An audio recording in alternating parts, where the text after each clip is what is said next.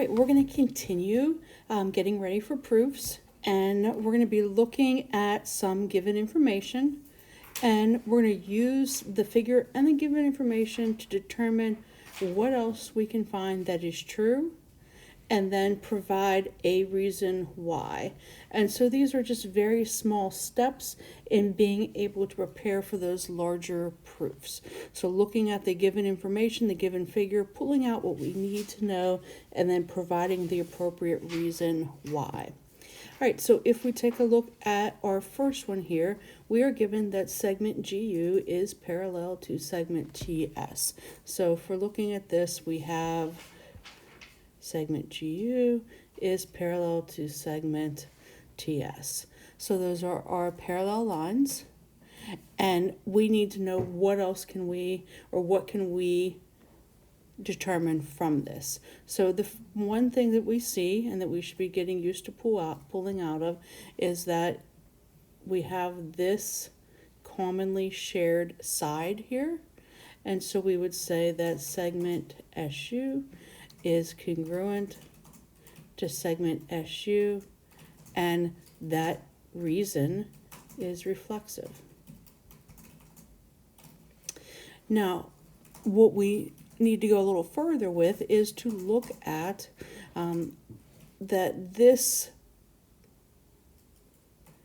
is actually a transversal of those two parallel lines, and so therefore we can say that angle 3 is congruent to angle 2. And the reason why that would be is that we have parallel lines, and those parallel lines imply that alternate interior angles are congruent.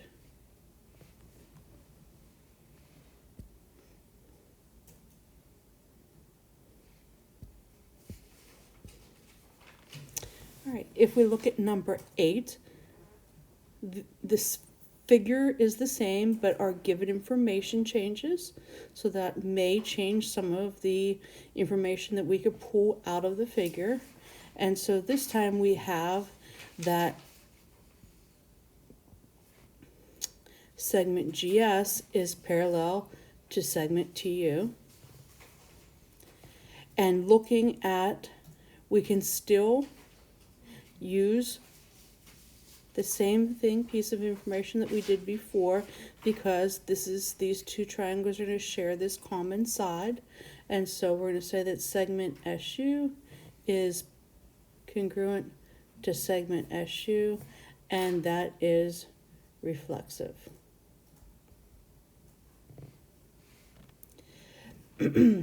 Now looking at two parallel lines cut by a transversal, we can now see that angle 1 is congruent to angle 4.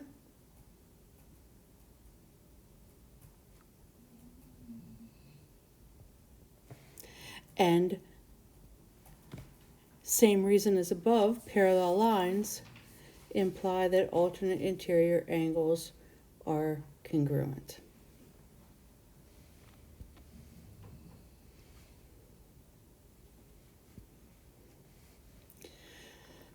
All right, moving on to number 9. Number 9, the given information says that we have segment GU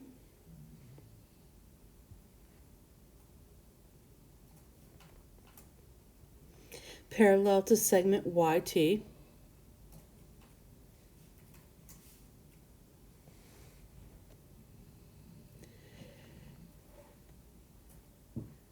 A little bit different in this one as compared to problems 7 and 8, that we don't have a common side that we can show that is reflexive.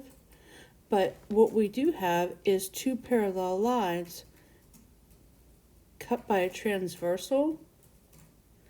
And so what we would know then is that this angle 2 and angle 4 are corresponding angles. And so what we can say is that angle 2 is going to be congruent to angle 4. And my reason, parallel lines imply that corresponding angles are congruent. Now, if you look at 9 compared to 10, we notice it's the same figure. But what's going to happen is that our given information is going to change. And so this time we are told that YU, segment YU, is parallel to segment ST. And so this time if we look at those two parallel lines, and we look at this transversal being cut between them, we can now say that angle 1 and angle 3 are corresponding angles. And so angle 1 would be congruent to angle 3 because parallel lines imply that corresponding angles are congruent. So when you look at those pairs of problems, 7 and 8 and 9 and 10, we really have to be careful about looking at what is the given information. That given information is going to change what we can put down as what we know based on what is given in that problem. Okay, let's go ahead and look at 11 and 12.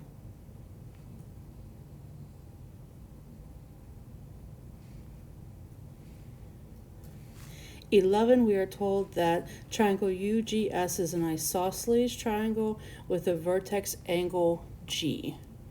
And so what I immediately notice is that if we're looking, we have a reflexive right there. So we could say that segment GT is congruent to segment GT, and that is the reflexive property.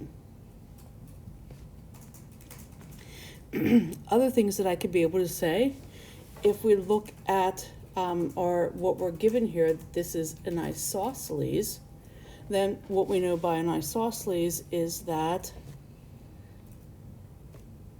if the vertex angle is G, that this segment GU would have to be congruent to segment GS, and that is our definition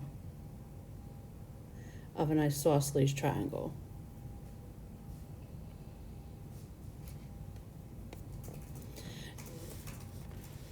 We know further, if we look at this, that if these two sides are congruent, then we know something about these angles. And so we can say that angle U is congruent to angle S. And our reasoning behind that would be the isosceles triangle conjecture, which we could abbreviate to say that if we have congruent sides, then that implies that the angles opposite those are going to be congruent. And once again, that's our isosceles triangle conjecture.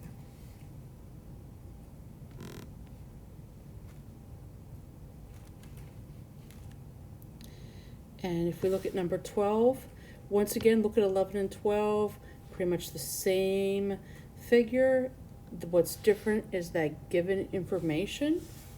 And so this time we are told that angle U is congruent to angle S. The piece of information that is the same is we still see this is the reflexive, so always look for that. That's always helpful. That segment GT is congruent to segment GT through the reflexive property. Oops. Now, if we know those angles, then what we also know is that this side is congruent to this side. So segment GU is congruent to segment GS.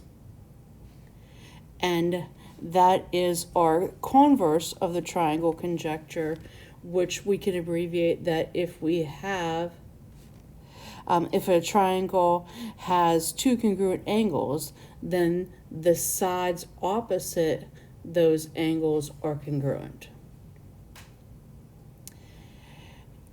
If we know that, if we now have that piece of information, that is enough information for us to say that triangle UGS is isosceles, and that is our definition of an isosceles triangle.